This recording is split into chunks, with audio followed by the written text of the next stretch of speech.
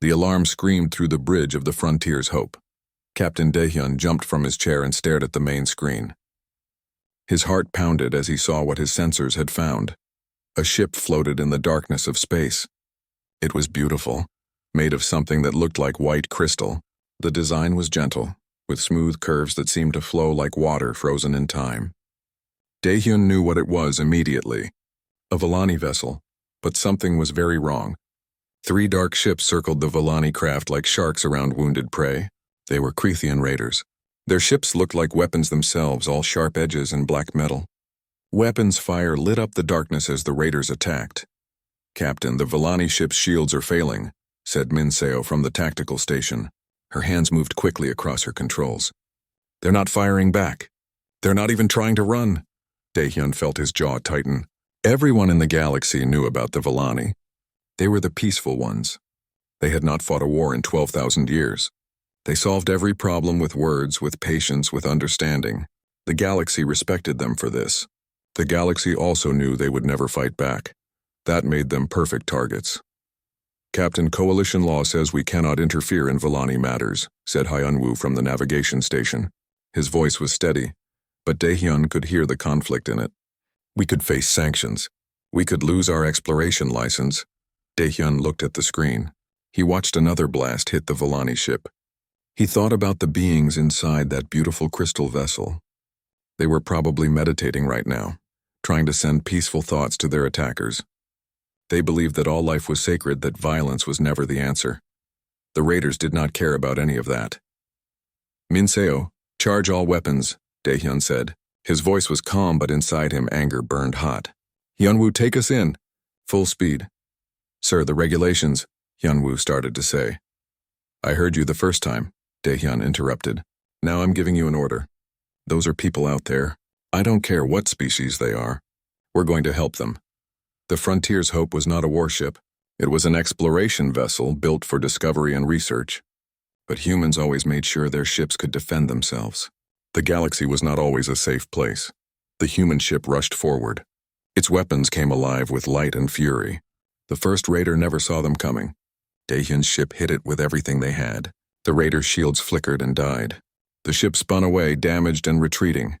The other 2 raiders turned to face this new threat. They were bigger than the human ship.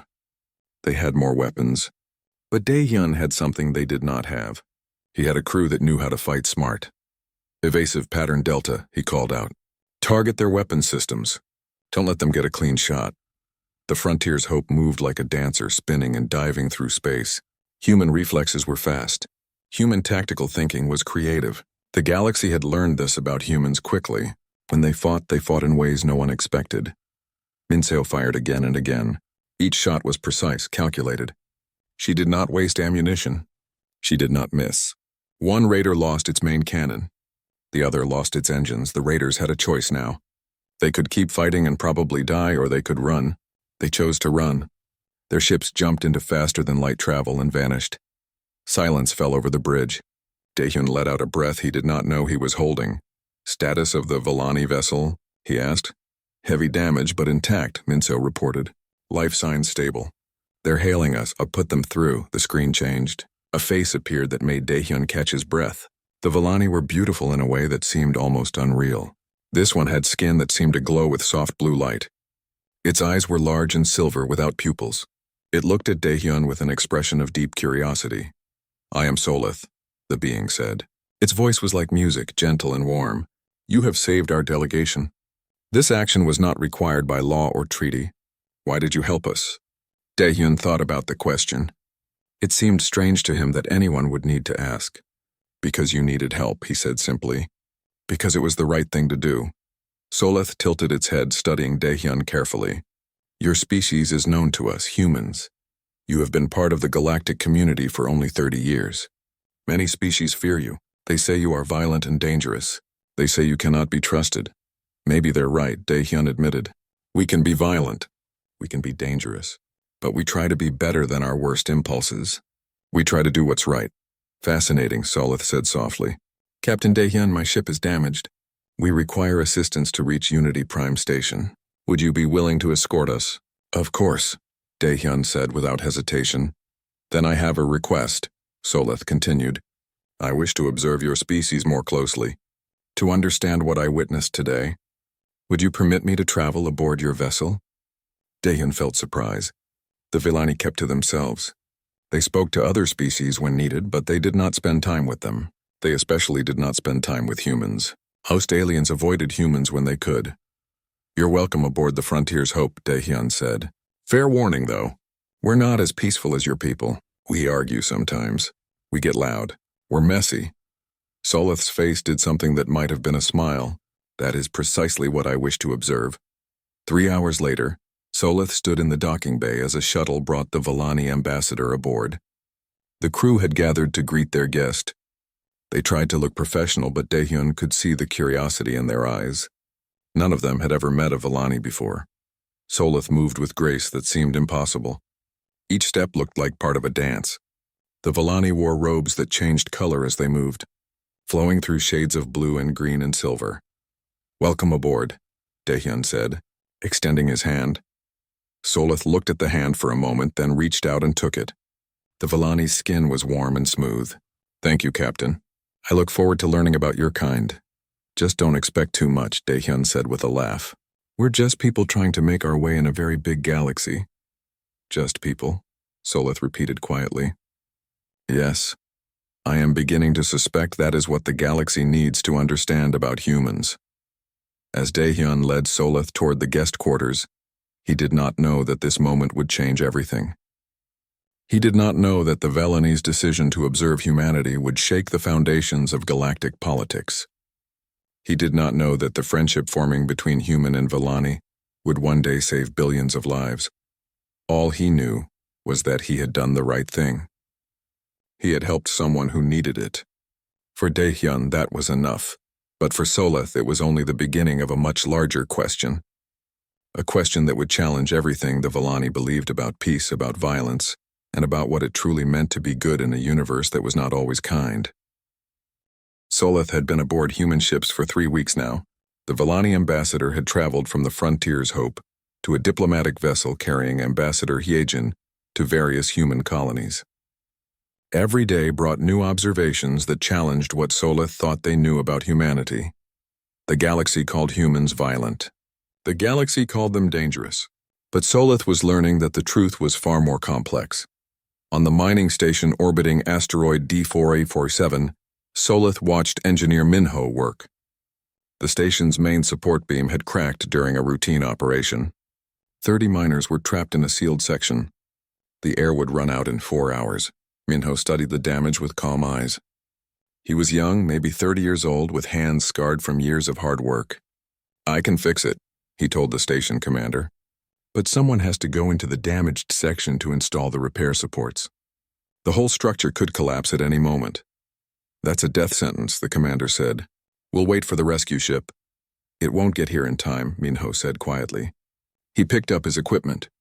Those people have families. I'm going in. Soleth followed at a distance, recording everything. They watched as Minho crawled through twisted metal and failing systems. Twice the structure shifted and nearly crushed him. Each time he simply waited for the shaking to stop, then continued his work. When the miners were finally freed, they tried to thank Minho. He just shrugged. It's my job, he said. Besides, I couldn't live with myself if I didn't try. Later, Soleth asked him, Were you not afraid? Terrified, Minho admitted. But fear doesn't change what needs to be done. Those people needed help. Someone had to give it. Soleth thought about this for a long time. The Villani avoided dangerous situations. They believed that preserving their own lives allowed them to help others in the future. But Minho had chosen differently. He had decided that some moments demanded action, regardless of personal risk. On the colony world of New Horizons, Soleth met Dr. Jiwoo. A plague had broken out among the colonists. It affected humans and several alien species living there.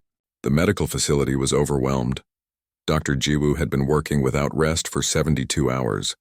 Her eyes were red with exhaustion. Her hands shook slightly as she moved from patient to patient, but she never stopped. She treated everyone equally. Human, Tauran, methane breather, it did not matter. If they were sick, she helped them. You need to rest, Ambassador Hyejin told her. You'll collapse if you continue like this. I'll rest when everyone is stable, Jiwoo said. Her voice was rough with fatigue. "I became a doctor to save lives. That doesn't stop just because I'm tired." Solith watched her work. The Villani had excellent doctors too. But they worked in shifts, always ensuring they were rested and able to perform at peak efficiency.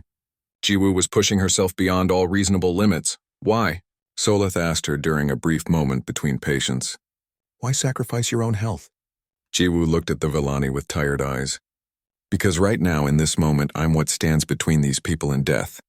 I can rest later. They can't wait. On the transport ship Morningstar, Solith witnessed something that would haunt them. Pirates attacked the civilian vessel. Security officer Taijin responded immediately. Solith had never seen violence before. Not real violence. Not up close. The Villani had recordings and historical accounts, but those were different from experiencing it directly. Taijin moved with terrible efficiency. He was not cruel. He was not sadistic. But he was absolutely lethal. Each action was precise and controlled. He disabled 2 pirates quickly. When a third tried to shoot at fleeing civilians, Taijin killed him without hesitation. The fight lasted only 3 minutes. When it was over, the civilians were safe. The pirates were either unconscious or dead, and Taijin stood in the corridor breathing hard. Then Solith saw something unexpected. Tears ran down Taijin's face. His hands shook as he set down his weapon. He looked at the bodies and something inside him seemed to break. I had to, he whispered to no one in particular. They were going to kill those children. I had to. Ambassador Hyejin found him there 10 minutes later. She did not lecture him. She did not tell him to be strong. She just sat beside him and held his hand while he cried. That night, Solith asked Hyejin about what they had witnessed. Your security officer was crying. But he did what was necessary. I do not understand. Hyejin looked at the Villani with sad eyes. Taijin is a good man. Good people don't enjoy violence even when it's necessary. He'll remember those lives for the rest of his life. He'll wonder if there was another way. That's what makes him different from the pirates. They felt nothing. He feels everything. But he still did it, Solith said. Yes, Hyejin agreed, because sometimes the choice is between bad and worse. We choose bad to prevent worse. That doesn't mean we stop feeling the weight of that choice. Over the following weeks, Solith witnessed more. They saw human teacher Sora dedicating her life to educating alien children about human culture. They watched farmer Junho teach struggling colonists how to grow food in harsh conditions, asking nothing in return. They observed scientist Yunji sharing medical breakthroughs freely with all species. But they also saw the capacity for violence. Soldier Bora defending a Villani monastery from raiders, taking terrible injuries to protect people she had never met. Captain Nari standing firm against a Krethian warship 3 times her size, refusing to back down when civilian lives were at stake. Solith began to understand something fundamental. Humans were not peaceful because they could not fight. They chose peace despite being very good at fighting. That choice, made over and over again by millions of humans, held weight that Villani peace did not. The Villani had never fought because they could not conceive of violence. It was not in their nature. They were peaceful the way water was wet. It was simply what they were, but humans. Humans could hurt. Humans could destroy.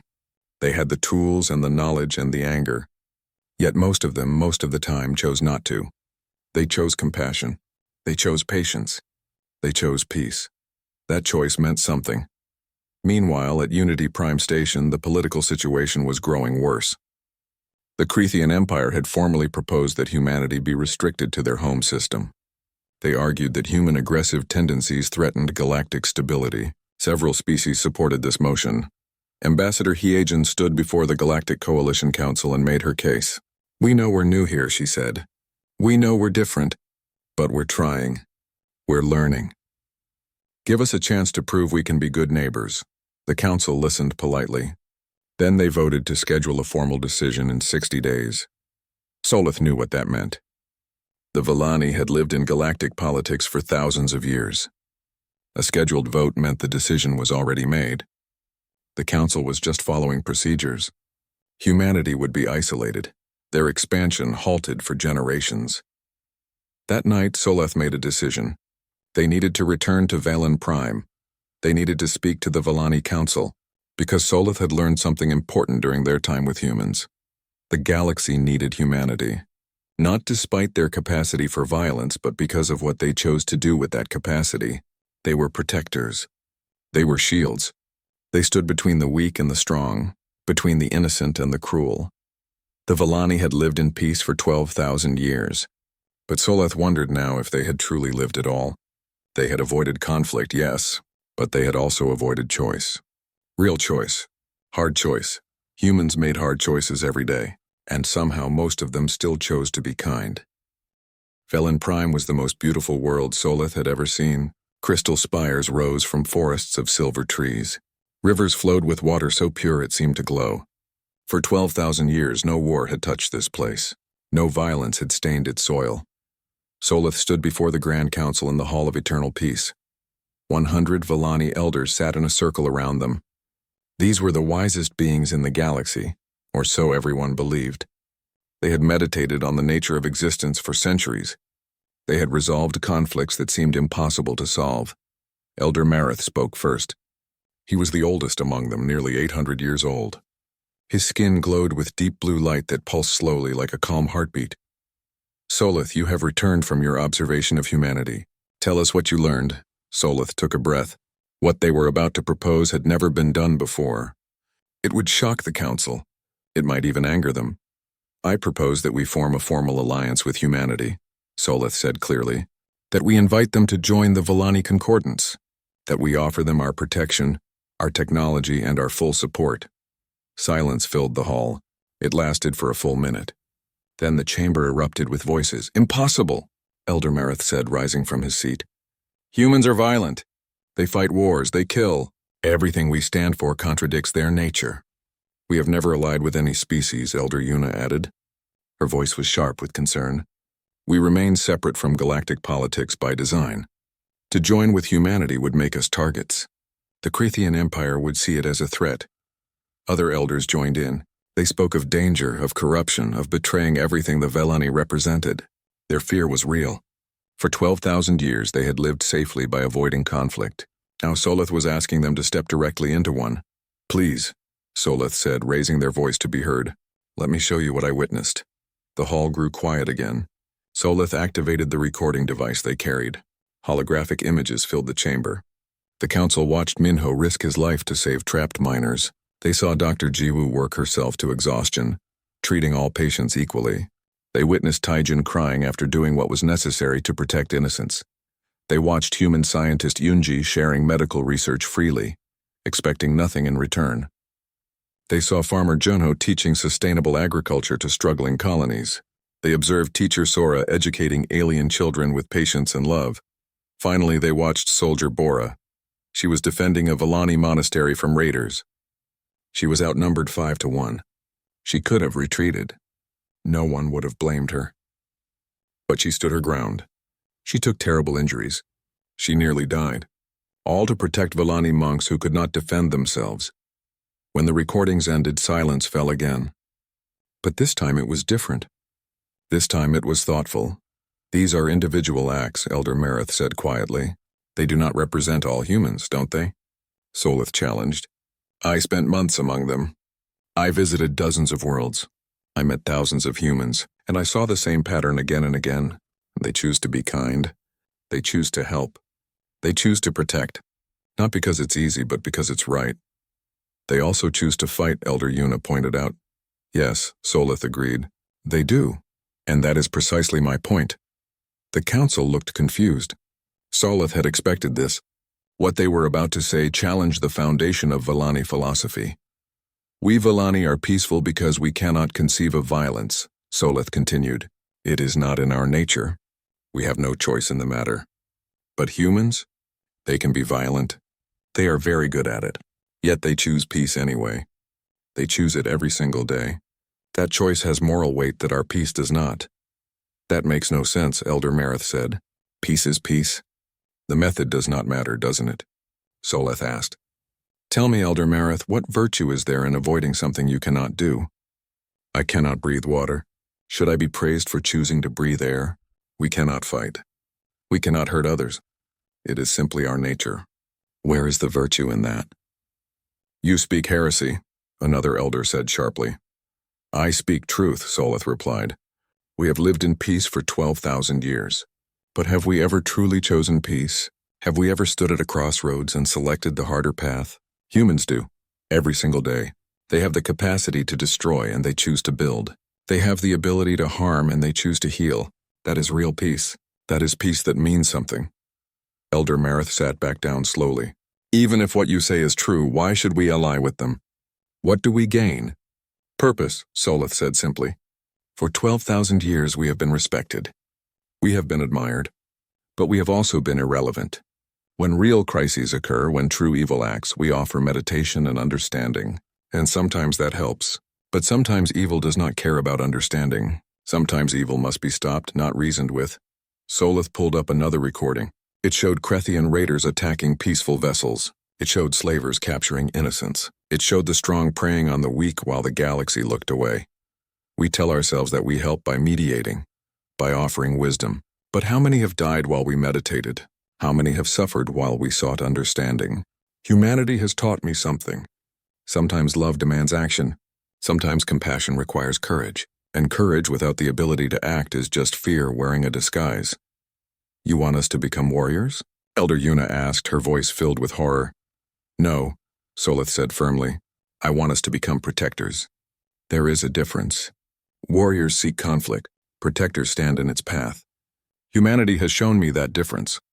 They do not want to fight, but they will, if it means protecting those who cannot protect themselves. The debate went on for days. The Vellani Council discussed and meditated and argued. It was the most contentious decision in their history. Some elders supported Solith's proposal. Others opposed it fiercely. Elder Marith remained the strongest voice against the alliance. If we do this, we will lose who we are. We will become corrupted by violence. We will fall from grace. What grace? Solith challenged. The grace of watching others suffer while we do nothing? The grace of remaining pure while innocents die? That is not grace, Elder. That is cowardice. The words hit like a physical blow. No one had ever spoken to Elder Marith this way. The old Vellani's glow flickered with emotion. But then something unexpected happened. Elder Yuna spoke up. Solith is right, she said quietly. I have spent 400 years believing our way was the only way. But perhaps we have confused peace with absence. We have no war, yes, but we also have no courage. We have no sacrifice. We have no choice. And without choice, there is no virtue. Other elders began to speak up. Slowly, voices of support grew. They talked about watching the galaxy suffer while they did nothing. They talked about feeling useless when real crises occurred. They talked about wondering if their peace meant anything at all. The debate lasted for 3 weeks. Finally, a vote was called. In Vellani tradition, decisions required unanimous consensus. Every single elder had to agree. The vote began. One by one, elders gave their decision. The count was close, so close. When it came to Elder Marith, he sat in silence for a long time. I still believe this is dangerous, he said finally. I still fear what we might become, but I fear more what we are now. We have lived 12,000 years in peace. But Soleth is correct. We have not truly lived at all. We have simply existed, comfortable and safe and irrelevant. He paused, then spoke the words that would change everything. I vote yes. Let us stand with humanity. Let us learn what it means to truly choose peace. The vote was unanimous. The Vellani would form an alliance with humanity. They would invite humans into the concordance. They would offer their protection and support. Solith sent the message to Ambassador Heejin immediately. The response came back within minutes. It was simple and direct. Thank you. We won't let you down. News of the alliance spread across the galaxy like fire. Every species heard it. Every government discussed it. The most peaceful civilization in galactic history had chosen to ally with its most violent newcomers. The Krethian Empire's response was swift and angry. They issued an ultimatum. The Vellani would rescind the alliance or face consequences, but the Vellani had made their choice, and they would not back down. The Krethian Empire did not make empty threats. Within days of the Vellani alliance announcement, Krethian warships appeared at the borders of human and Vellani space. They were massive vessels, built for conquest and intimidation. Admiral Zekthos commanded the Krethian fleet. He was old by Krethian standards, nearly 60 years of war experience behind him. His scales were dark gray, marked with the scars of 100 battles. He believed in strength. He believed in order. And he believed that humans were a disease that needed to be contained before they infected the galaxy. The ultimatum came through official channels. It was broadcast to every coalition species. The Villani have 10 cycles to rescind their alliance with humanity. If they refuse, the Crethean Empire will consider them enemies of galactic peace. Trade sanctions will be imposed, diplomatic relations will be severed, and we will take all necessary measures to contain the human threat. Several species immediately joined the Crethean position. They called themselves the Purity Alliance. They claimed they were protecting galactic civilization from human corruption. In truth, most of them simply feared what humanity might become with Villani support. The Coalition Council was paralyzed. They wanted to condemn the Crethean threats, but they also did not want war. So they did what politicians always do when faced with hard choices. They formed a committee to study the issue. Meanwhile, real consequences began. Crethean warships blockaded 3 major trade routes that passed through Villani space. Villani merchant vessels were stopped and searched. Some were seized for minor violations that would normally be ignored. The Villani economy, built on peaceful trade for thousands of years, started to suffer. On Velan Prime, protest movements emerged. Some Villani questioned whether the alliance was worth the cost. They had never faced economic hardship before. They had never been threatened. Now they were experiencing both, and it frightened them. Elder Marith addressed the concerns publicly. We knew this would be difficult. We knew there would be a price. But some things are worth more than comfort. Some principles are worth defending. Not everyone agreed. The protests grew larger. Captain Daehyun, now promoted to Commodore, received orders directly from the human government. Escort Villani trade ships through the blockades. Do not fire unless fired upon. But do not back down. It was a dangerous mission. One mistake could start a war. But Daehyun understood what was at stake. The Villani had stood with humanity when no one else would. Now humanity would return that loyalty. The human fleet consisted of 12 ships. Not enough to win a battle against the Crethean armada, but enough to make a statement. They met the Villani merchant convoy at the edge of the blockade zone. This is Commodore Daehyun of the Human Defense Fleet. We're here to escort you through. Stay close and follow our lead. The Villani captain responded with gratitude. Thank you, Commodore. We had almost given up hope. Hope is all we have sometimes, Daehyun replied. Let's go. The combined fleet approached the blockade. Crethean ships immediately moved to intercept. Admiral Zekthos himself contacted Daehyun. Human vessel, you are entering restricted space. Turn back or face the consequences. Daehyun studied the tactical display. 18 Crethean warships, each one bigger and better armed than any ship in his fleet. The smart move was to retreat. The safe move was to turn around. Admiral Zekthos, this is free space according to coalition law. We have every right to be here. We're not looking for trouble, but we're not backing down either. Then you are a fool, Zekthos said. I will destroy your fleet. Maybe, Daehyun agreed. But you'll have to live with that decision. These are merchant ships we're protecting, civilians. You want to start a war over trade routes? That's your choice. But history will remember what you chose. For a long moment, nothing happened. The two fleets faced each other across the void. Weapons were charged. Shields were raised. One wrong move and thousands would die. Then Zekthos laughed. It was not a kind sound. You have courage, human. Stupid courage, but courage. I will let you pass this time. But next time, I will not be so generous. The Crethean ships moved aside. The convoy passed through safely. But Daehyun knew this was only the beginning. Zekthos was testing them, seeing how far they would go. The real confrontation was still coming. That confrontation came 2 weeks later.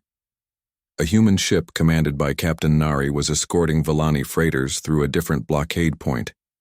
This time, Zekthos was not in a generous mood. Human vessel, you have violated the neutral zone. Power down your weapons and prepare to be boarded. Captain Nari checked her position. She was exactly where she was supposed to be, well within legal space. Admiral, We are in full compliance with coalition law. We will not power down. Then you will be fired upon. Nari activated the ship-wide intercom. All hands, battle stations. Prepare for combat. Protect the freighters at all costs. Her bridge crew moved with practiced efficiency. They were scared. She could see it in their faces. But they trusted her. They would follow her orders even into death. The Crethean ships opened fire. Nari's vessel took the first hit on its forward shields. The shield held, but barely. Return fire, Nari ordered. Target their weapons. We're not here to kill anyone if we can help it. Her ship's weapons blazed. Human accuracy was excellent. They hit 3 Crethean weapon systems in quick succession. But there were too many enemy ships. More fire rained down on the human vessel. Shields at 40%, her tactical officer reported. Hull breaches on decks 3 and 5, casualties coming in. Keep fighting, Nari said. Launch fighters. Create a defensive screen around the freighters. Small human fighters poured from the ship's launch bays. They were fast and maneuverable. They could not do much damage to the big Crethean warships, but they could distract them. They could buy time for the freighters to escape. Captain, the freighters are clear, communications reported. They're requesting permission to return and help us. Negative, Nari said firmly. Tell them to get to safety, that's an order. Her ship shuddered under another impact. Shields were failing. Systems were going dark. But they had done their job. The civilians were safe. Then Admiral Zekthos appeared on her screen. Surrender now and I will allow your crew to evacuate. Continue fighting and you will all die. Nari looked at her crew. Young faces. Brave faces. They were ready to die if necessary. But she had another responsibility. She had to make sure the galaxy knew what was happening here. Communications broadcast our sensor logs on all frequencies. Make sure everyone sees where we were when Zekthos fired. Make sure they know we were following the law. Captain, that will take 30 seconds. We might not have 30 seconds. Do it anyway, Nari said. The truth matters more than my life. The broadcast went out. Every ship in the system received it. Every listening post heard it. The sensor data was clear and undeniable. Zekthos had fired on a ship in legal space, violating every peace accord in galactic history. More impacts hit the human ship. The bridge was venting atmosphere. Fires burned in multiple sections. Nari's tactical officer collapsed at his station. Abandon ship, Nari ordered. Everyone to the escape pods. That's an order. Captain, you need to come too, her first officer pleaded. I will, Nari lied. Go. Now, the crew evacuated. Nari stayed at her station, keeping the ship's defensive systems online to give them time. She thought about her family back on Earth. She thought about the choice that had led her here. She thought about whether it was worth it. Then she looked at the display showing the freighters now safely away. Villani civilians who would live because of what her crew had done. Human civilians on those ships too. Families, children, people just trying to live their lives. Yes. It was worth it. Rescue ships arrived minutes later. They pulled survivors from the escape pods. They searched the wreckage for any sign of Captain Nari. They found her 3 hours later, barely alive, but still breathing. She died in the medical bay 2 days later. Her final words were recorded by the doctor treating her. Did the freighters make it? They all made it, Captain. Every single one. Nari smiled. Then she was gone. The galaxy watched the recordings of her sacrifice. They saw her devotion to truth even in the face of death. They saw her put civilian lives ahead of her own. And they saw that Zekthos had clearly violated the peace accords. Public opinion began to shift. What had seemed like Crethean strength now looked like Crethean aggression. What had seemed like necessary containment now looked like naked tyranny. Captain Nari's death changed everything. The recordings of her sacrifice spread across the galaxy within hours. Every species saw how she prioritized truth over survival. They saw how she protected civilians at the cost of her own life. They saw that Admiral Zekthos had fired first, that he had violated peace accords that had stood for centuries. The Coalition Council could no longer ignore what was happening. Moderate species began demanding investigations. The Purity Alliance started to fracture as some members quietly withdrew their support. Public protests erupted on dozens of worlds calling for justice for Captain Nari. But Zekthos was not done. He had gone too far to back down now. In his mind, he had committed to a path and he would see it through to the end. He believed that humans were dangerous, that they needed to be stopped, and that he was the one to do it. He chose Harmony Station as his target. It was a human colony world with 60,000 people. But it was not just humans living there. Harmony Station was known for its diversity. Thousands of aliens from dozens of species called it home. They had built a community together, a small example of what the galaxy could be if people tried. Zekthos did not care about any of that. He saw only a human target. The attack came without warning. Krethian warships dropped out of faster-than-light travel directly above the colony, their weapons charged. Their intentions were clear. Commodore Dahyun's fleet was 3 hours away. Too far to intercede in time. He received the distress call with growing horror. All ships, maximum speed to Harmony Station. I don't care if you burn out your engines. We need to get there now, but he knew the math. 3 hours. They would not make it in time. On Earth, human President Young-ho convened an emergency session of the government. Military advisors stood before him with grim faces. Mr. President, we can have strike forces there in 90 minutes. We can hit the Krethian fleet hard, make them pay for this. Young-ho looked at the tactical displays. He saw the numbers. Human strike forces could hurt the Krethians badly. They could make Zekthos regret his actions. But they could not save Harmony Station. Not in time. The galaxy was watching, waiting to see how humanity would respond. Everyone expected rage. Everyone expected revenge. Everyone expected humans to prove that they were exactly as violent as the Krethians claimed. Young-ho made a different choice. Send every civilian transport we have. Every medical ship. Every cargo hauler. I want everything that can carry people rushing to Harmony Station. We're not going there to fight. We're going there to save lives. His military advisors stared at him. Sir, with respect, that's not enough. We need to respond with force. Force won't save those people, Young-ho said quietly. Speed will. Get our people out first. Then we can worry about justice. The order went out across all human space. Within minutes, thousands of ships were redirecting to Harmony Station. Civilian transports.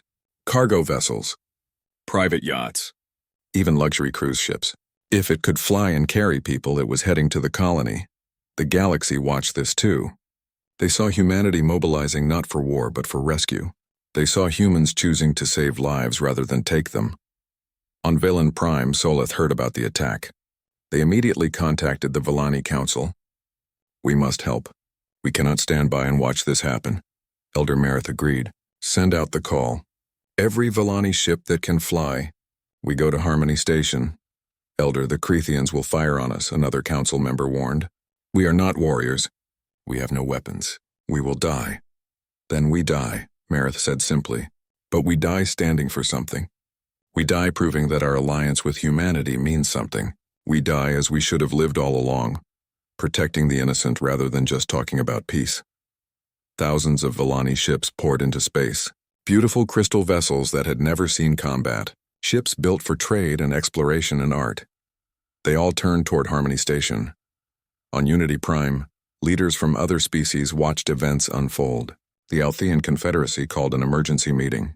The Tauran Collective debated what to do. The methane breathers of Titan IX, a species so isolated they rarely communicated with others, suddenly sent a message. We are coming. One by one, ships from dozens of species began moving toward Harmony Station. Not to fight, to stand with humanity and the Vellani, to say that some lines should never be crossed. Above Harmony Station, Admiral Zekthos prepared to give the order to fire. His weapons were locked on the colony's main population centers. One command and 60,000 people would die. Then his sensors started screaming. Ships were appearing everywhere. Vellani vessels formed a ring around the station. Human transports rushed in to evacuate civilians, and behind them a growing fleet of ships from across the galaxy. Admiral were detecting vessels from the Althean Confederacy, the Tauran Collective, the methane breathers. Sir, half the galaxy is here. Zekthos stared at the tactical display with growing rage. The Vellani ships positioned themselves between his fleet and the station. They did not raise shields because they had none. They did not charge weapons because they carried none. They simply floated there, forming a living barrier. A transmission came from the lead Villani vessel. It was Elder Mareth himself. Admiral Zekthos, to reach the people you wish to harm, you must go through us. We are unarmed. We cannot stop you, but we will not move. If you want to murder innocents today, you will have to murder us first, and the galaxy will remember. More ships appeared. The Althean Confederacy, the Tauran Collective, species that had never agreed on anything were suddenly united. They all positioned themselves around Harmony Station, adding their vessels to the protective wall. Then Admiral Seokjin arrived with the human defense fleet. His ships were battered from pushing their engines beyond safe limits. But they were there. He opened a channel to Zekthos. Admiral, you have a choice to make. You can fire if you want. But you won't be fighting just humanity. You won't even be fighting just the Villani. You'll be fighting everyone here. Every species that believes peace is worth protecting. Everyone who thinks innocents are worth defending. Everyone who knows there are some lines that must never be crossed. Seokjin's voice was calm but firm. We humans are prepared to fight for those principles. The question is, are you prepared to die for your hatred? Zekthos looked at his tactical display. Hundreds of ships. Dozens of species. If he fired now, he would start a war that would consume the galaxy. The Crethean Empire was strong, but not strong enough to fight everyone. But more than that, he saw what was happening below. Human transports were evacuating the colony. They were saving humans and aliens alike. Children, families, elderly people. They moved with incredible efficiency, prioritizing the vulnerable. They were not preparing to fight. They were trying to save lives. Something in Zekthos broke. He had spent 60 years believing that strength was everything. He had thought that those who could not fight deserved to be conquered. But watching the evacuation, watching species work together to protect the innocent, he finally understood what real strength looked like. All ships, stand down, he ordered quietly. We're withdrawing, sir, his tactical officer asked in confusion. I said stand down. We're leaving. The Crethean fleet pulled back. They jumped to faster-than-light travel and vanished. The battle that could have killed millions never happened. In the aftermath, the Coalition Council convened an emergency session. The evidence was overwhelming. Crethia had violated every peace accord. They had threatened civilians. They had attempted genocide. The Crethian Empire was sanctioned. Trade restrictions were imposed. They were isolated diplomatically. The Purity Alliance completely collapsed as former members scrambled to distance themselves from Crethian actions. A week later, Elder Mareth addressed the Galactic Coalition. Solith stood beside him, having been proven right in ways they never wanted. For 12,000 years, we Villani have lived in peace. We thought this made us wise. We thought this made us special. But we were wrong. We were simply fortunate. We lived in a garden that others protected, though we never acknowledged them. Mareth's glow was steady and strong. Humanity has taught us something important. True peace is not the absence of conflict. It is the choice to protect others even when it costs us everything. It is compassion backed by courage. It is love willing to stand between evil and innocence. He gestured to the assembled representatives. We saw this at Harmony Station. Humans had every reason to respond with violence. They chose rescue instead. We Villani could have stayed safe at home. We chose to risk ourselves instead. And dozens of you, species who had no stake in this fight, chose to stand with us because it was right. This is the lesson, Mareth continued. Peace must be defended, not with violence when it can be avoided, but with courage always. With the willingness to sacrifice comfort for principle, with the strength to face darkness so others can stay in the light. The Harmony Accords were signed 3 months later. It was a new framework for galactic cooperation, built on principles demonstrated at Harmony Station.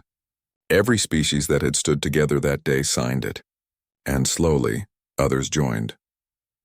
Commodore Daehyun stood with Solith on Unity Prime, watching ships pass in peaceful formation. Representatives from 100 species worked together, building something new. You changed everything, Daehyun said to Solith. You saw something in